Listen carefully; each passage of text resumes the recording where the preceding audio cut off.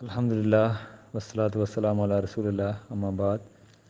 دیکھیں آج ہم تجارت کے اصول دیکھیں گے بیاننے کے بارے میں۔ ڈپوزٹ دیکھیں، کوئی بھی چیز ہے، آپ پراپرٹی وغیرہ تجارت میں آپ وہ اس کی کرتے ہیں، وہ خریدتے ہیں، آپ وہ جگہ اس طرح خرید رہے ہیں کہ بیانہ دے رہے ہیں، کچھ پیسے دے رہے ہیں، کوئی بھی ریٹ طے ہوا آپ پیسے دے دیتے ہیں، یہ اتنے پیسے لے لیں، میں بعد میں آ کے کچھ ماہ بعد یا اتنے ٹائم بعد میں آپ کو باقی پیسے بھی دے دوں گا، اور یہ پیسے جو میں ابھی دے رہا ہوں یہ کٹوتی ہو جائے گی بیچ میں۔ لیکن اگر آپ نے دوسری طرف سے بات ہوتی ہے، اگر آپ نے یہ پیسے دیے ہیں جو آپ نے باقی نہ دیے تو یہ بھی ضبط ہو جائیں گے، آپ کو نہیں ملیں گے، ٹھیک ہے نا۔ یہ جو ڈپوزٹ آپ نے بیانہ دیا یہ ضائع ہو جائے گا اگر آپ نہیں آتے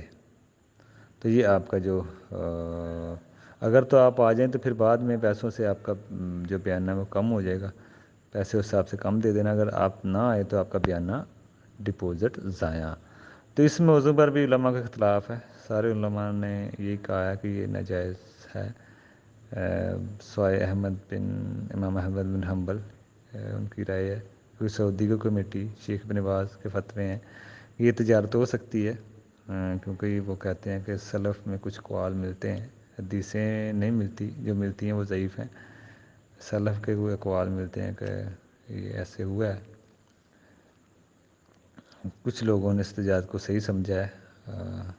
بہرحال آج کل کی یہ تجارت جائز ہے، باقی واللہ عالم۔ تو یہ اس میں مسئلہ ہے کہ یہ جو بعض تو حدیثیں ملتی ہیں کہ ایسے نہیں ہونا چاہیے، لیکن بعض نے اجازت دی ہے کہ وہ حدیثیں ضعیف ہیں، اگر کوئی نہیں آتا تو آپ قبضہ بھی ضبط کر سکتے ہیں، کیونکہ آپ رکے رہے ہیں، آپ کا کوئی نقصان ہوا ہوگا، آپ کو پارٹیاں آتی رہی ہوں گی، آپ نے نہیں بیچی، تو اس سارے مسئلے کو دیکھ کے کچھ اس میں ہو سکتی کمی پیشی۔ تو یہ بیاننے کے بارے میں مسئلہ ہے، بعض نے تو کہا کہ ایسی شکل جائز ہی نہیں ہے، اگر سودا نہیں ہوتا تو بیانہ واپس کر دینا چاہیے، بعض نے کہا ہے اگر وہ روک بھی لیتا ہے تو اس کا کوئی نقصان ہو سکتا ہے، اس کے پاس کوئی گاہک آیا ہو، اس نے اسے موڑ دیا ہو، نہ اسے سودا کیا ہو کہ میں نے تو آلریڈی بیچ دی ہے، تو یہ اس میں مسئلہ۔ اب اس میں ایک مسئلہ اور ہے کہ جس نے بیانہ دیا ہے، ابھی کوئی چیز لی نہیں ہے، برائے سودا ہی چل رہا ہے، ابھی تھوڑا سا پیسے دیے ہیں، قبضہ نہیں لیا، ابھی چند پیسے دیے ہیں، وہ آگے سودا نہیں کر سکتا، ابھی تھوڑے سے پیسے دیے ہیں، آگے سودا کر کے اس سے بیچ کے اس سے پیسے لے کے تو پیچھے دے دے۔ یہ جو اپوزیشن والا رول ہے ادھر بھی آئے گا، قبضے سے پہلے کوئی آگے چیزیں نہ بیچے، یہ نہیں کہ کسی نے کوئی جگہ خرید دی ہے، تھوڑے سے پیسے دیے پھر آگے سودا کرنا شروع کر دے، ہمارے اکثر جو لوگ ہیں اس طرح کی تجارتیں کرتے ہیں، پر ایسے ہونا نہیں چاہیے۔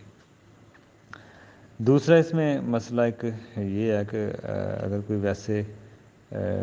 کوئی بھی ایسا ایک سوال پیدا ہوتا ہے کہ اگر کوئی چیز کا ریٹ 500 ہے، کوئی ٹکٹ ہے کسی بھی چیز کی 500 روپے، تو کوئی ایجنٹ ہے وہ جلدی میں دے دے 1500 کی، تو کیا یہ دھوکے میں شامل ہے؟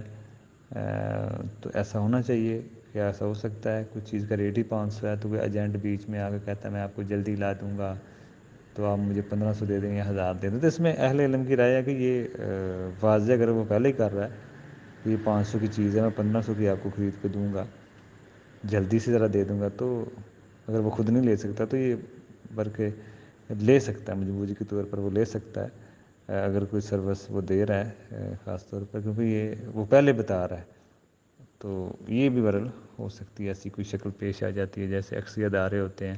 وہاں پہ ریٹ کچھ چل رہا ہوتا ہے، بیچ میں کوئی ایجنٹ پڑتے ہیں وہ مہنگی چیز دے دیتے ہیں خرید کے کہ میں جلدی میں آپ کو یہ کام کر دوں گا اتنے میں، تو یہ بہرحال شکلیں ہو سکتی ہے رضامندی کے قاعدے کے تحت۔ تو یہ اس میں مسئلہ باقی آگے بھی کچھ چیزیں دیکھتے ہیں کہ اگر کوئی دو آدمی مل کے کاروبار شروع کرتے ہیں تو وہ جس ٹرم پہ ان کا کام شروع ہوا اگر وہ ختم بھی کرتے ہیں تو وہ بھی اسی ٹرم پہ پارٹنرشپ کو ختم کریں، رضامندی سے، کوئی جھگڑے والی بات نہ ہو، رضامندی سے شروع ہے تو ختم بھی رضامندی سے ہونا چاہیے، یہ نہیں کہ لڑائی جھگڑا، تو یہ اس طرح نہیں ہونا چاہیے۔ اس میں ایک اور مسئلہ آتا ہے رشوت کا، کہ اگر کوئی اپنا حق لینے کے لیے رشوت دینا اس پہ پڑ رہی ہے تو کیا وہ مجبوری کے طور پہ دے سکتا ہے؟ دیکھیں اگر کوئی ایسے سسٹم ہیں کہ جس میں حق لینے کے لیے کچھ دینا پڑتا ہے تو یہ اگر وہ اس چیز کا اہل ہے، حق رکھتا ہے، وہ قابل ہے اس چیز کا، وہ مجبور ہے، کیونکہ اس کے بغیر اس کو حق نہیں مل رہا، تو وہ مجبوری کے طور پہ وہ دے سکتا ہے اپنا حق لینے کے لیے۔ ہاں اگر کوئی اس کے اہل نہیں ہے، قابل نہیں ہے، پھر وہ رشوت دے کے کام کر لے، یہ تو غلط ہے سیدھا سیدھا. لیکن کوئی قابل ہے، اس کو اس کا حق نہیں مل رہا، مجبوری ہے، تو وہ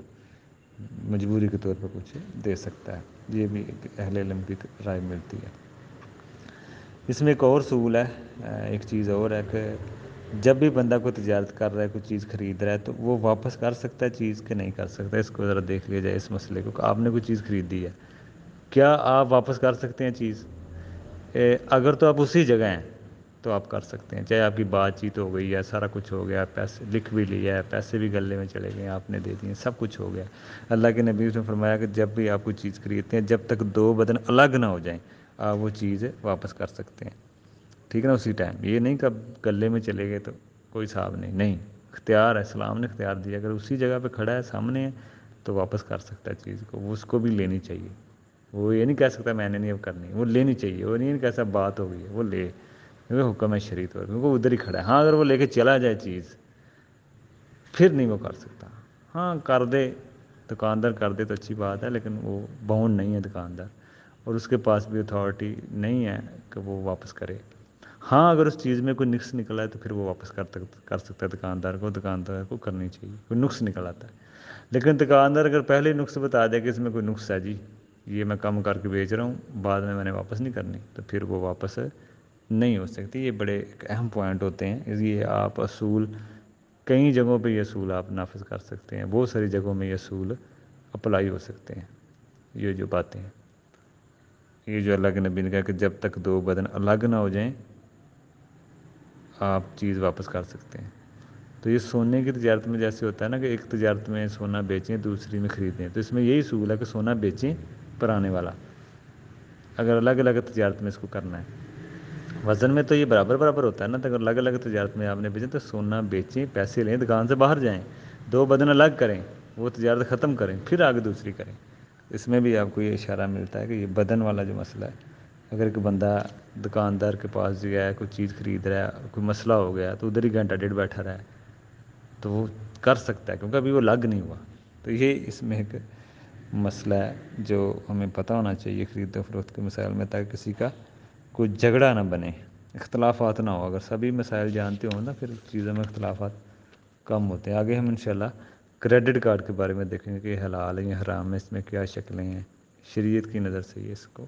کیسے دیکھا جائے کریڈٹ کارڈ کو. السلام علیکم.